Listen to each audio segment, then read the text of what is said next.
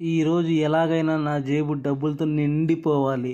తాతయ్య కాస్కో, నీ అభయదాన హస్తాల కోసం వస్తున్నా.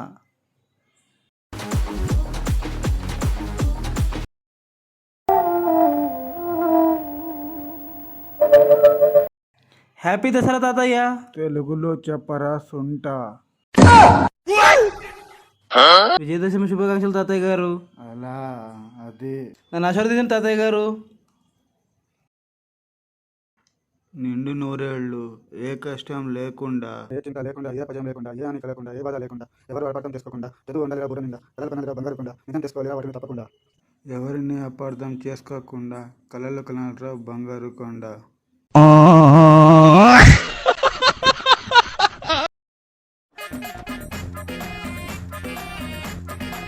డబ్బుల కోసం వస్తే ఈ ముసలాడి వల్ల నా ప్రాణం మీదకి వచ్చింది కదరా.